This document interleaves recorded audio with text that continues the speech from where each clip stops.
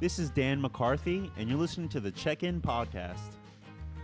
So today is a big day for me. Today marks 2 weeks from my second dose of Moderna. So starting tomorrow morning, I can confidently say in the eyes of the US government that I am fully vaccinated. And that is something that just seems so far off in Fantasyland, even just a few months ago. Today also marks the first business trip I've taken since pre-COVID. I just got off an Amtrak on the way back from Washington, D.C. after ASTA's Legislative Day press conference today. And I can say that it was just incredibly refreshing to see so many people in person that I've spoken to through Zoom or on the phone over the past few months, and to be able to shake hands with those who were comfortable with it and elbow bump with those who weren't. I know there are some stories going around about consumers still being worried about sort of this re-entering society post-COVID, but I can honestly say that my biggest worry was that my suit wouldn't fit because of the COVID weight gain. But for those of you keeping track, it did fit, which was almost a bigger relief as getting that second dose of the vaccine. It really does feel as though the world is slowly starting to think about closing its chapter on COVID. And the pandemic will have ripple effects down the line, but it feels as though things are getting back to normal, whatever kind of normal we can expect. It's also still obvious that the travel industry has a tremendously long way to go to its full recovery, and that's something that ASTA made very clear this week. But those precursor questions you would get when making plans with family or friends, those are long gone. Those worries I used to get when going back home to see my parents or seeing my sisters or my nephew, they aren't there anymore. And for whatever side you fell on with COVID, for me, it's just one giant relief to be able to see signs of normalcy. It's this enormous breath of fresh air that I didn't think would feel this good, but it definitely does. Coming back into New York City a couple hours ago on the train and being able to sort of see the skyline out in the distance, it's starting to feel like I should be making those plans again, that I should be buying tickets to concerts or picking dates to go see a baseball game. It's starting to feel like I should be sitting down and having a serious look at my travel bucket list and making actual plans to start crossing things off. And again, just being on Amtrak today reminded me of this very romantic idea I've always had of getting a rail pass and going coast to coast in the US and seeing all those cities and states and counties that I've only been able to fly over before and see from a window seat of an airplane. That was always one of my big travel goals. I genuinely hate driving, so that a classic American road trip, it never really appealed to me. But sitting on a train for a week or so, I think is something I could definitely do and something I really should do. And I hope you all do the same with your travel goals. If you're a consumer listening, go ahead and call your travel agent tomorrow, because what I think we've all realized during this year is that our time is short and things can happen very quickly. If you're a travel advisor and your work is really starting to pick up, which I really hope it is, just know that wherever you'll go, you'll get Wi-Fi and cell service. So don't let your desire to work and take advantage of this travel boom cloud the picture of why you got into this industry in the first place, which for so many people I know was a love of travel. So I have no great segue for my guests into this episode, but I wanted to pass along something that the ASA team said today. And that's all these headlines about TSA numbers going up and international travel restrictions coming down. That doesn't take away from the tremendous amount of pain that a lot of people in this travel industry have felt over the last year and continue to feel now. Recognizing that people are more than just numbers is something that I think made my guest today and the company he represents so incredibly successful and influential. On this episode, I was extremely fortunate to be able to speak with Brian King of Marriott. Brian is the president of Marriott's Caribbean and Latin America divisions. He's a lifer at Marriott, which is something so incredibly unique, and he's been there at the company for the last 30 years as it's grown into the biggest hospitality company in the world. He has incredibly humble beginnings, and if you spent any time in Chicago between 1976 and 1984, you'll probably recognize the place where he got his first job with Marriott. And I can tell you now, it wasn't a hotel. Talking to him, it's fairly obvious he carries that humble beginning with him. He's been successful in each role he's had with Marriott, but he still knows what makes a company like Marriott so successful, and that's the people working inside the organization. From Arne Sorenson, who passed away early this year, to Bill Marriott, to the men and women making beds or passing out room service or checking people in at the front desk at properties around the world. It's all about the people, the guests, the staff, treating people like extended family members no matter where you go, and recognizing hard work even from people way down the line. Jason Isbell, who is one of my very favorite singer and songwriters and someone who I will 100% be getting tickets to once he rolls back into New York to play a show, has this great line in his song Be Afraid. And he writes about this rock star and how this guy, quote, barks and snaps like a dog at the man who just tuned your guitar. And I don't think that's an uncommon thing, losing touch after becoming successful. But I get zero hint of that from talking to Brian. I actually feel quite the opposite from just having a half-hour conversation with him. It was really a privilege to talk to Brian and to see what kind of passion someone that successful has for treating people the correct way. It's a lesson I feel very lucky to have gotten, and it was a conversation I very much hope you all enjoy. So let's check in with Brian.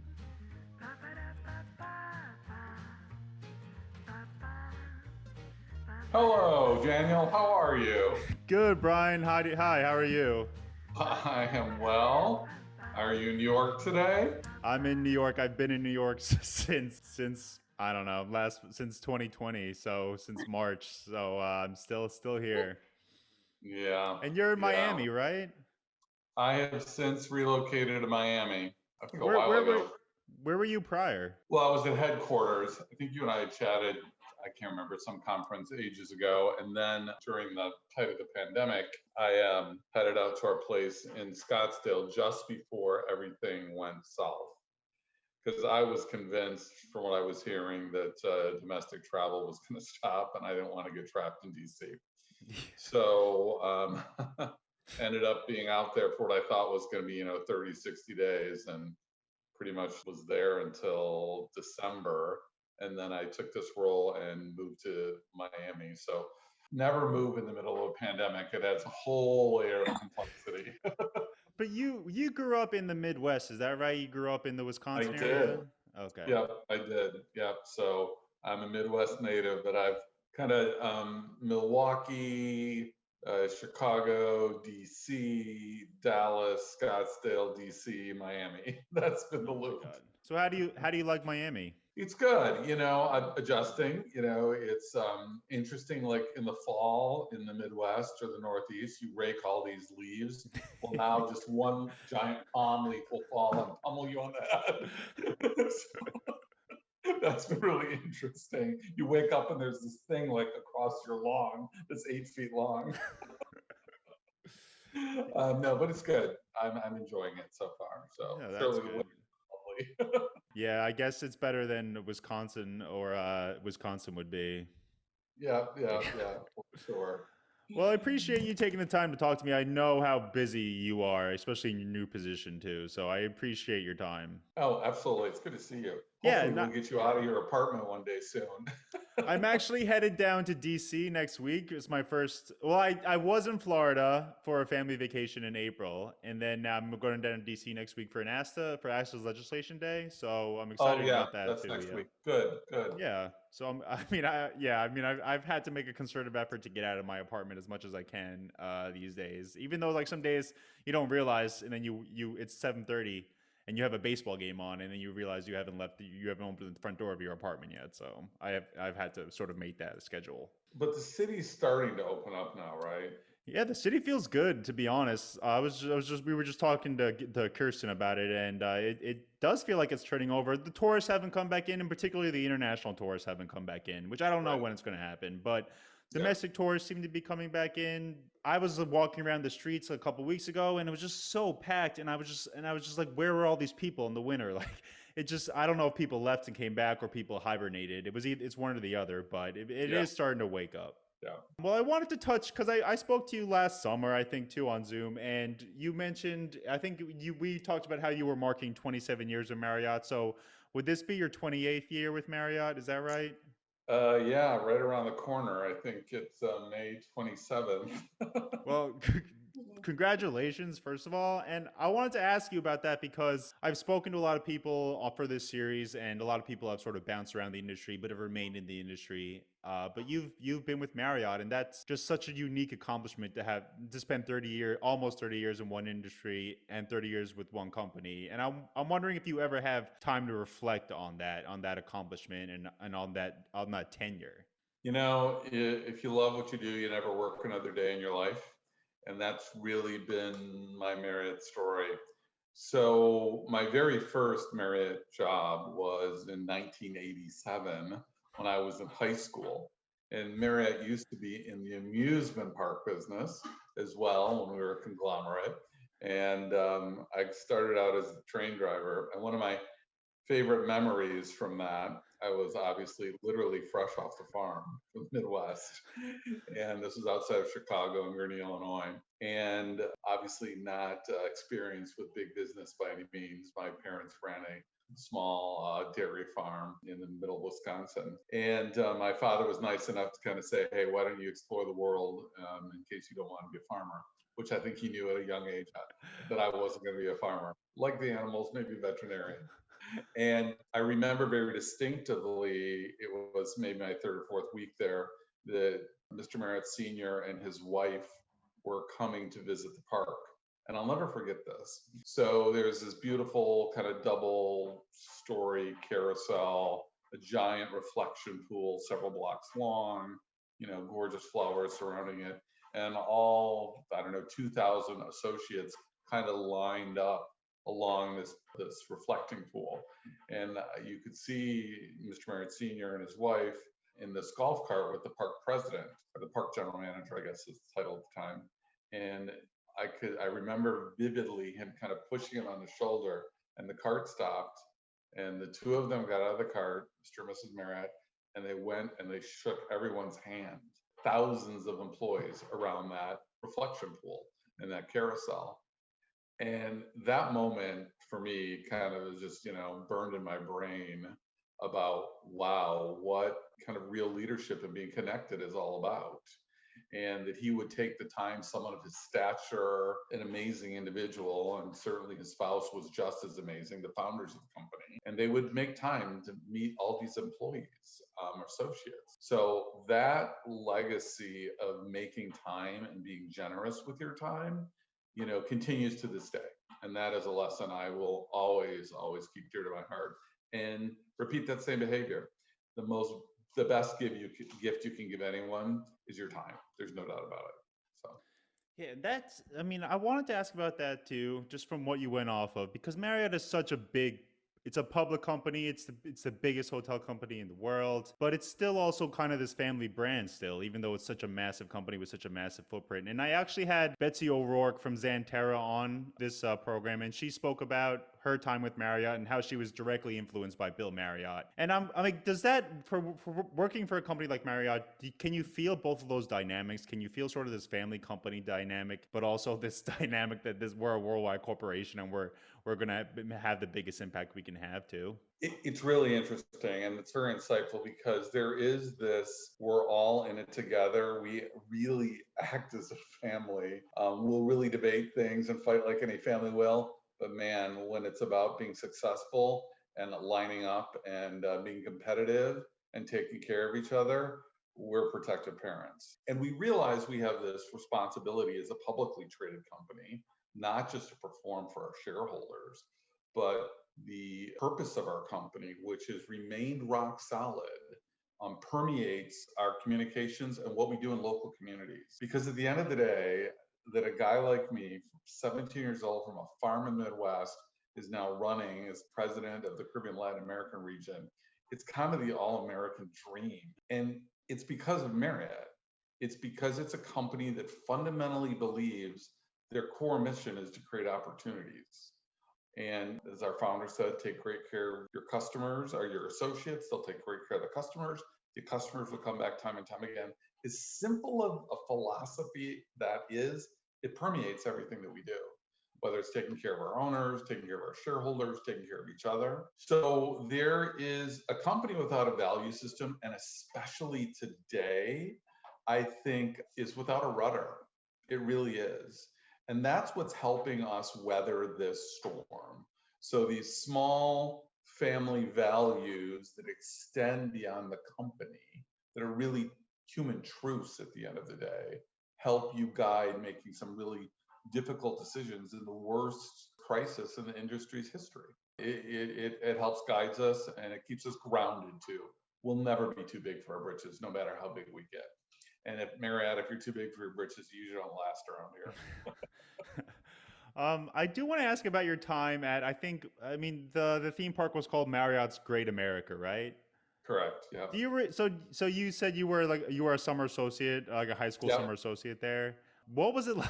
What was it like? So I did some research on that because you spoke about this a little bit to me last summer, and I did a little research on the park. And it seemed to be sort of this place that Marriott hoped Midwesterners would flock to, like between Chicago and Milwaukee. But it wasn't open all year round, was it? Correct. What's interesting about the park was, and I think this just kind of speaks of the vision of the company being innovative, it opened in 1976 to really celebrate the 200th anniversary of the country. So the timing of it was strategic as well too. Yeah. And it was about celebrating what makes America great. Our entrepreneurship, our diversity, the diversity in food and land and people, and having kind of family fun, right? It was an all Americana place that had great family values, the one outside of Gurnee and then the one outside of San Francisco. It was an interesting thing. I know Mr. and Mrs. Marriott Sr. loved the parks. I'm not sure it was our best business model, but I think what everyone loved about it was a way to really put Marriott's values kind of forward and give lots of people lots of opportunities. I mean, there are folks I work with today who started there, and it spoke to workforce growth in a place that maybe didn't have something as exciting, right? And we've done that wherever we go in local communities where we can grow workforce. People are very, very loyal to that opportunity and staying with the company that did that for them. Yeah, that's interesting. That I mean, your story is obviously incredibly unique and in such a incredibly impressive story. But so people who are in Marriott today also got their start, and maybe it was one of those. But that's so interesting to me that Yeah. because you don't hear about Great America too much. Of course, it's long since passed hands, but Yep. it Yep. is interesting that you have that on your resume, and other people at Marriott also have that on their resume too. Yeah. It was a special time in the company's history. We were a Yeah. small hotel company back then. Yeah. But I remember about 2 years ago, the head of human resources, the Orlando World Center, retired from Marriott, and she was the person who interviewed me and hired me at Marriott's Great America. So it still became this small little world in a big company.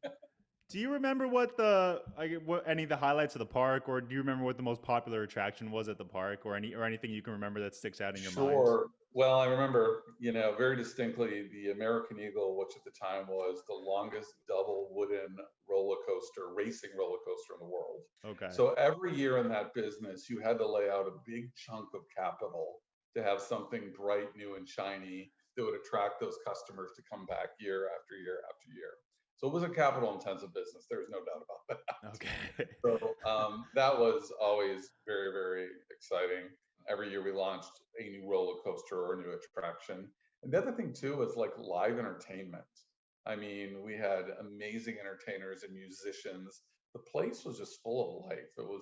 It had a sense of family and community, but yet really down to earth in its own sense of magic. So it was a special place, that's for sure. Yeah, because I think Andy Stewart, the former Norwegian CEO, had a similar story. I know he got his start in Norwegian as a very low level employee, and eventually he was CEO. And I just think these stories I hear these stories not super often in the travel industry, but it just seems very unique that people fall in love with both the industry and the company they work for. And it's nice to hear people like you and people like Andy speak about that, especially after the past year of COVID too. Yeah, for Yeah. sure. So I mean, what's the career path after Marriott's Great Escape? And like, I know it's a long line, so I'm not going to ask you to sort of connect Yeah. every single dot. But I mean, how did things progress to where you are right now, sitting in Miami? Sure. Well, again, I worked there through high school. Eventually, it changed hands. And after I graduated from college, I was on the job hunt, and it was right before Desert Storm, I guess, happened, which, threw the economy in shambles back then. And I just really took a role as a front desk associate at Residence Inn by Marriott. And about 6 months prior, Marriott purchased Residence Inn and branded it Residence Inn by Marriott. And that was really when we were expanding our mix of hotel types. Okay. Up until that point, it was Marriott hotels, then Courtyard came along, and then Fairfield and Residence Inn. And interestingly enough, Residence Inn, which is a very large chain today, does so incredibly well, even through this difficult time, was intended to be the all-suite solution to Courtyard. That was originally what the team thought they were purchasing. And very quickly, they came to understand there was something very different about this brand. It was highly entrepreneurial. It had a very aggressive, I always call it hand-to-hand sales effort. They didn't wait for their phone to ring. They went out on the streets. And because I had worked at Marriott, amusement park business, the general manager thought that I knew a lot about the company. And I said, listen, I know roller coasters, not rooms. He's like, you'll figure it out. So it actually did help me be a little bit of the bridge about the Marriott culture. But I think what's interesting about that was it was a moment that demonstrates, another core Marriott value and something Mr. Marriott demonstrates and does all the time, and it's listening. We could have gone in with that kind of big company attitude and taken Residence Inn and really taken the guts of the business out and come up with this all-suite Courtyard thing, which would have been a 2-night hotel stay. And it would have made absolutely no sense. These are customers who were there for 6 months, and the economic model was brilliant and it was beautiful. So when you have someone who checks in once for 30 days or 7 days or 6 months, because it was very much a family of customers who lived there. They didn't stay there. The tagline was for a day, a week, a month, or more. No one was doing that in the industry. It was a game changer. So, and I think over time, those acquisitions taught us those lessons about what you might see on the balance sheet is not really what's on the human sheet when you really peel it back. And I think that's one of the reasons why the Starwood acquisition went well. So those were some early lessons I learned. But from Residence Inn, I was asked to come to corporate headquarters to work on re-imaging at the time our reservation system to be able to accommodate extended stay. Because up until that point, it was short-term transient business travelers and groups. The reservation system couldn't handle someone who was there for 9 months. So I really came in as an analyst with absolutely no IT background whatsoever. And these are your old mainframe IBM reservation systems of the day as they were emerging, as you can imagine. So I think that's another thing about the company, was taking a risk on somebody and being able to articulate what the business needed in a way that our IT team could interpret that and make it happen operationally. So I did roles in that space for quite a while. I was in regional sales. Eventually I moved to Texas and was running regional operations. Then I came back to headquarters to re-image the Courtyard brand. Frankly, the brand was getting a little long in the tooth and it needed a fresh start. And a brand that was very important to the company, our number 2 fee earner. And the brand was expanding and was still loved by business travelers. Reinventing food and beverage, image, room design, lobby design. And that was an exciting time. And then worked on other brands for many years in full service as well. And then my last role was kind of leading all of our top line functions, digital distribution, revenue management, global sales, until this opportunity. So I've kind of worked every nook and cranny of the company, from IT to digital to operations to sales, and global roles too. So it's been a great journey. You mentioned it a couple of times how you had there seemed to be a lot of learning on the job for you in those different roles. And is that okay to say? Like, you seem to have to dive in and really immerse yourself and really learn what you were doing before you could really take off. Yes, I am not afraid to say I don't know anything about a topic. And to me, it's just a white page of learning. So, I'm just curious about the world at large. And I, fundamentally believe that, as Mr. Marriott says, you got to get into the details. Success is in the details. And I'll tell you this one story that just reiterated that to me. So I was running multiple brands at one point as SVP, and Mr. Marriott was on a trip to Canada, and he was in Sudbury, Canada, for some unknown reasons. And where's that? Where's Sudbury, Canada? It's Western Canada. Okay. Probably up by Moose Jaw and some of those cities. So okay. The western side of the country. And I get this call from him. He's like, Brian, can I chat with you? I'm at the Fairfield in Sudbury, Canada. Okay, so first of all, it's Sudbury, Canada. I love that it's Fairfield, right? And he said to me, I said, well, Mr. Marriott, how's the hotel? I, of course, had no idea that he was there, and nor did I know where Sudbury was. So I was Googling like mad as he called me, trying to understand where he was. And he said, the hotel is terrific. It is a beautiful new hotel. The staff is fantastic. Great location. Rooms are spotless. But there, I was waiting, but there's one small thing. So what's up, Mr. Marriott? He said, the oatmeal at breakfast. It's not good, Brian. I'm like, really? He said, no, it's not good at all. It tastes like gruel. Okay, that's not good. So we get into this conversation and he says, let's do this. Let's set up a taste panel with our executive chef at corporate on our oatmeal standard and see if we can improve our oatmeal. I'm on it, Mr. Marriott. So I love this story because sure enough, there was an oatmeal tasting. And lo and behold, the hotel, the supplier had run out of our spec and they substituted something that was below the Marriott spec. The one time the chairman happens to be there. So we go through this entire oatmeal tasting and, it was a great learning experience, right? Because that level of detail, right? It matters. Those small details in this business, they all ladder up.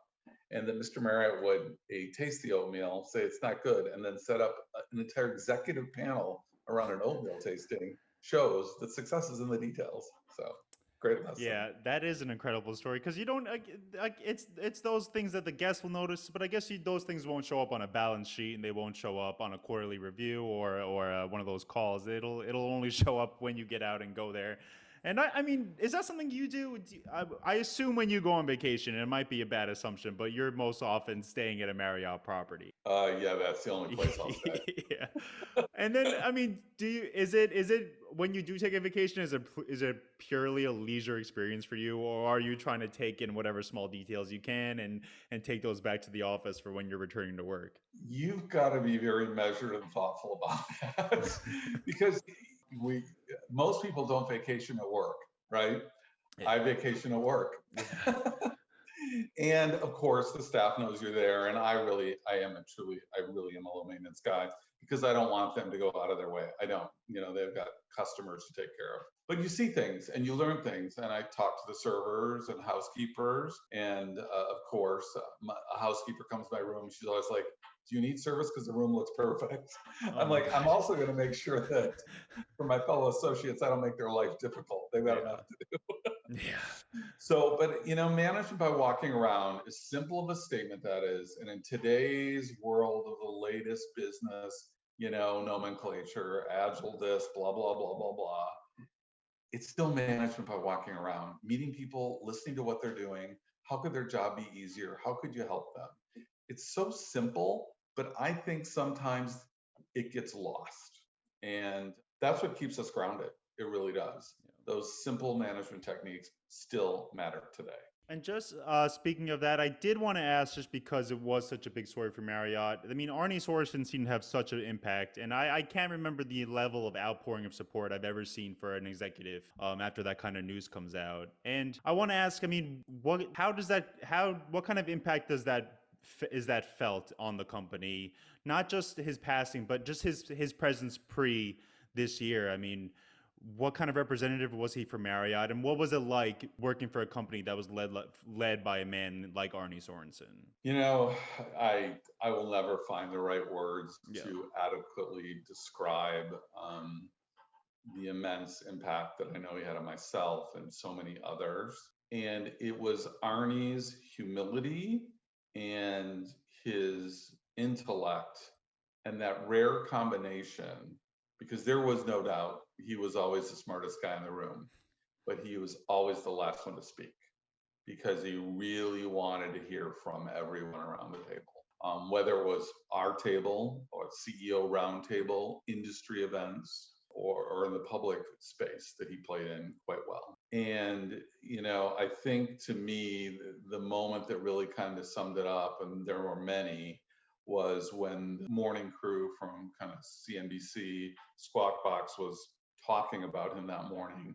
And you could just see on those newscasters how emotional they were about talking about Arne Sorenson. And typically they're dealing with hard driving Wall Street types, right?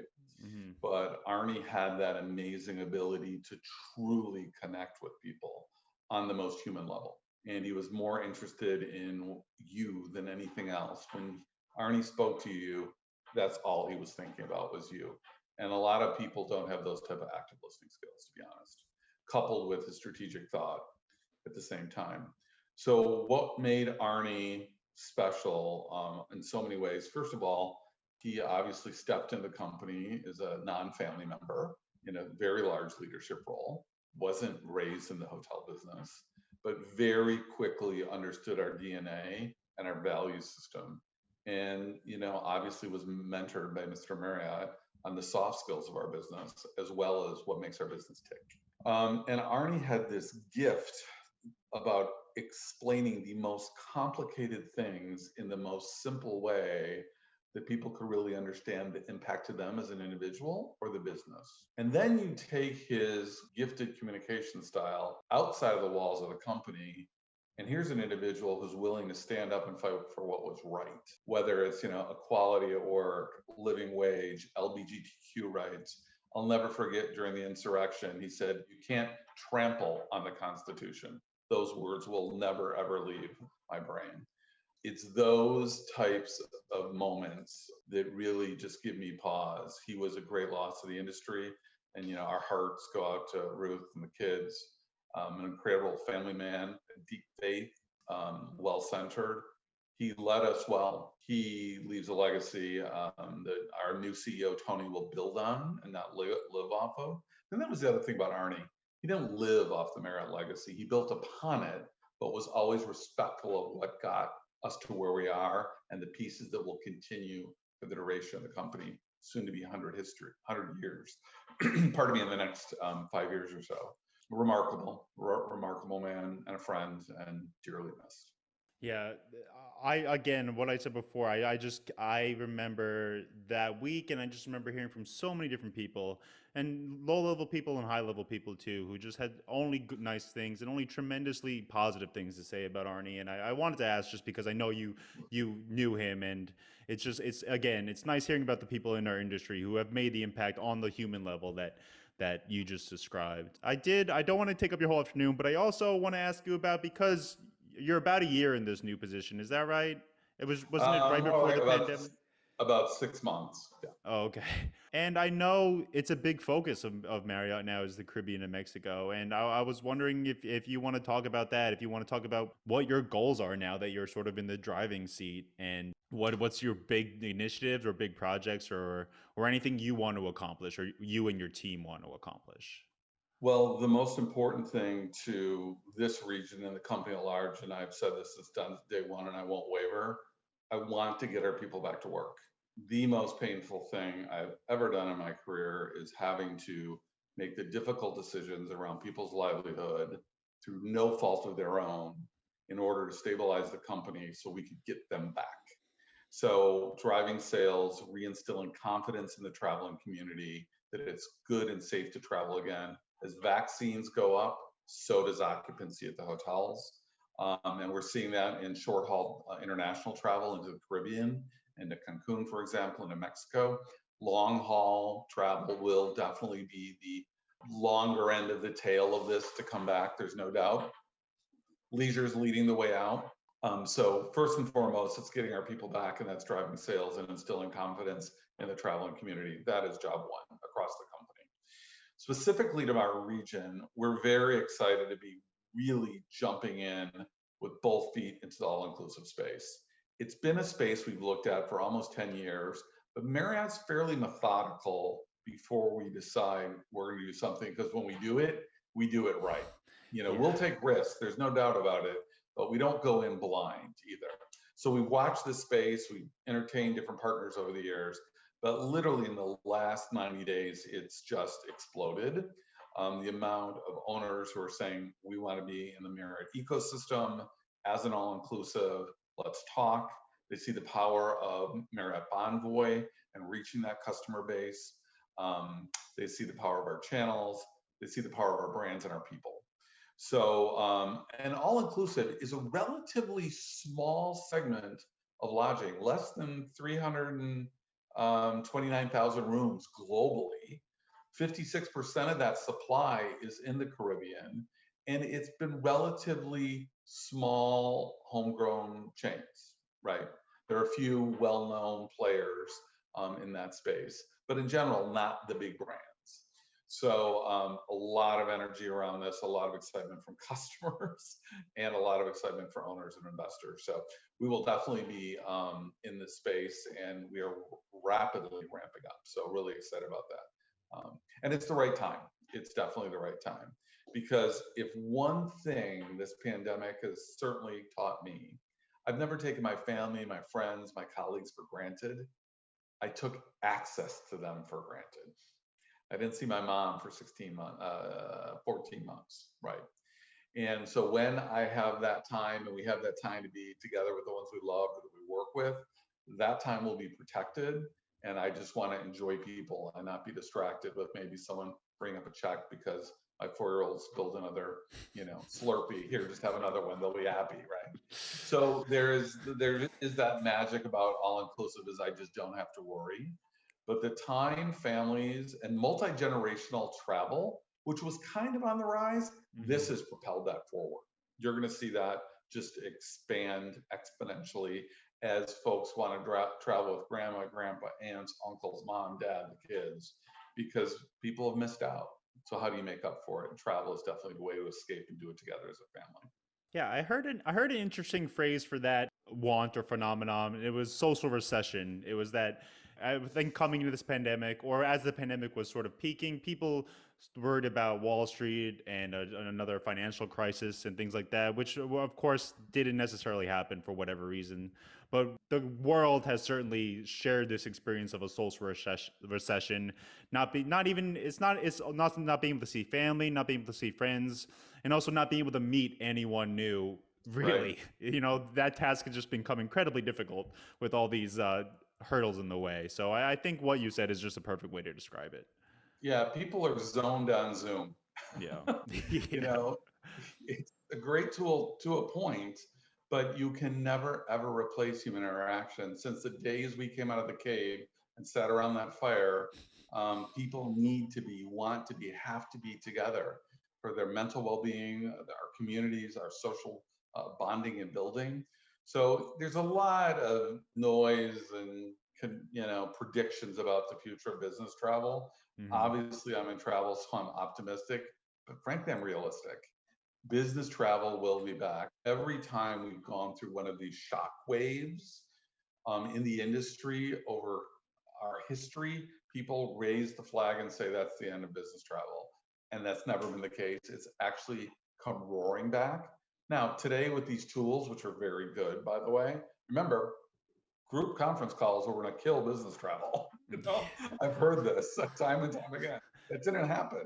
I think there will be some impact. I don't think it will be to the magnitude anyone is predicting on the far end of the spectrum. So it'll be around the edges. It's not going to change the core of business travel. Will take a while to recover, absolutely. But the further this gets behind us, the more we're all going to travel for work and play.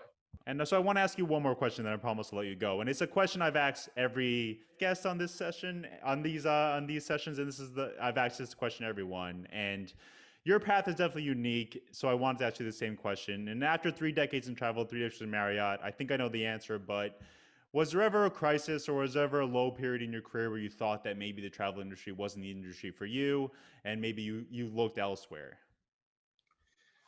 It was never that it was not an industry for me because it kind of services in my heart. And I love to see people have these opportunities to grow into amazing roles. I have housekeepers I've known who are general managers today. That doesn't happen everywhere in other industries. It just doesn't. And even when the industry has been shocked, the thing about this business is we're fighters. It's scrappy. Travel folks are scrappy. We fight our way through. We always have. I'll tell you, if there was ever a time I would have thought about it, it was certainly during this pandemic. But the reason why I didn't entertain the idea was I felt it was my personal responsibility to fight to get us back, to get our people back. And one day when that's done, and I've been in the company long enough, then it will be time for me to make room for someone else. Because that's how I want to make leave, is to make room for someone else to have the opportunities that I've had. That's the reason to leave, not about the industry. So. Did you ever have a desire to go back to farming, to go back to what your parents did? I will admit there is something really wholesome and pure about it. And it's a small business. And I think that's why the hotel business appealed to me, because each of our general managers run a small business. You can be at a 66-room Fairfield, and it's certainly a small business, or a 300-room Marriott. Some of our hotels are much larger, but in general, it's kind of, you're running that ship, your business, just like my mom and dad did. And so I think that piece of it always has a little warmth in my heart. And it was also the community connection.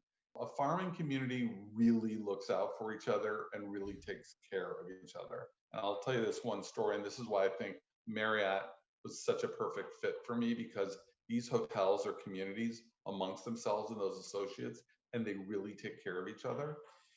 I remember I was probably in 5th grade, and we were putting in the very last harvest, the last load of straw into the barn for winter. And through a strange event, a spark happened, and fire caught on our barn. And all of our hard work for that summer was on fire. The straw, the hay. And it's the only time I ever saw my father cry, sitting on the steps watching his barn burn down. Fortunately, the ceiling of the barn was cement, so on top of it where the hay was, the cows underneath were protected. The barn was burning. We finished milking them and got them out the door, because we didn't know the next time they would be milked.